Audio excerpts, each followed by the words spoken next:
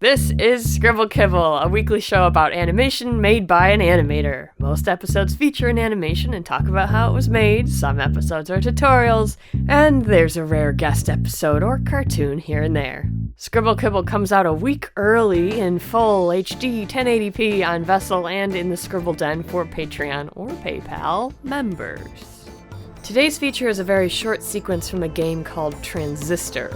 It's one of those games, how do I describe it? It's, words can't describe. The game is a song, it's a story, it's an experience.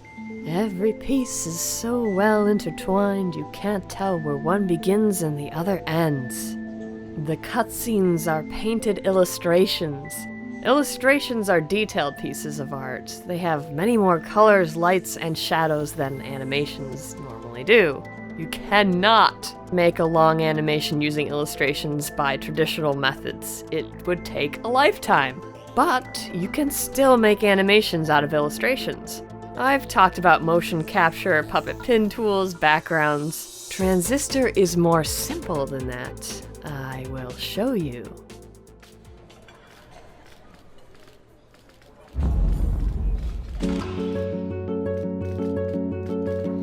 When you speak, I hear silence.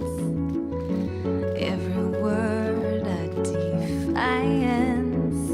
I can hear, oh, I can hear.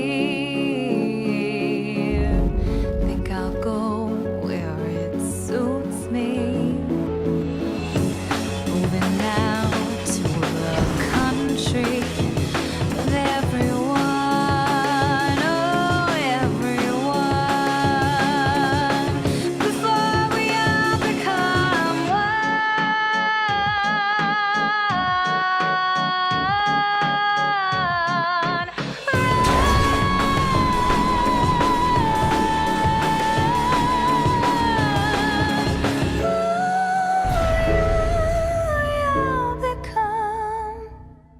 There, a story, with nothing more than some carefully planned art, music, and a little bit of effects. Each of these elements is a separate piece of art, that way you can layer them on top of each other and move the pieces around without revealing unfinished artwork or white space underneath.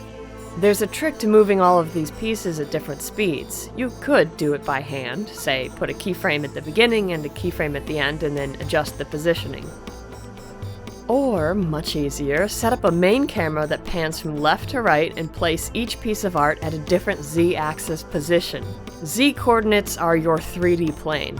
X-coordinates are left or right, Y-coordinates are up or down, and Z is forward or back. With these different Z-coordinates, you create depth in your shot. Things closer to the camera will pan faster, and when you zoom in or out, pieces get bigger or smaller faster depending on how close to the camera they already are. That is how I set up Scribble Kibble environments. In this transistor sequence, the characters farther away are moving faster, so these position coordinates are likely done by hand, either all individually or in addition to the base 3D camera, which is probably how I'd do it. To do it that way, you set up the 3D environment and then also tween stuff, because it's moving, it's not just standing there, like the sword getting launched in this direction, and the man who rushes out to take the blow. By the way, he is one painting duplicated with a mask over the top half, so when the sword hits him, it slides over the bottom half of the painting but under the masked top half. The sword is sandwiched between two copies of the man, it's just that the top one is cut up a little bit. On top of the base transistor art in this sequence are lighting effects. Some are simple faded circles, others are particle effects that create little floating sparkles and light flashes. And there are light rays placed here, and on top of the triangle symbol on the jacket here. There's also a very light fog effect on top of the art. All of this is to make the piece more dynamic and animated looking than it would be with only the still art. The whole sequence is timed to the music, so the climactic moment here in the animation is punctuated by the climax in the song itself. Not only that, but the lyrics give additional meaning to what is happening right here, but you miss out on that part without the context of the game. And from there, the animation seamlessly fades into the 3D game environment. It's so simple, but so incredibly effective. This is why I tell people you don't need to have a fully functional animation to tell a story. Of course, planning the lyrics and the music, the instrumentation, the art, and the events to all work out to happen at the same time is a skill for sure. But you could make this without being an animator. If you can make illustrations but not animate them, you could still make this cutscene. Cease and desist.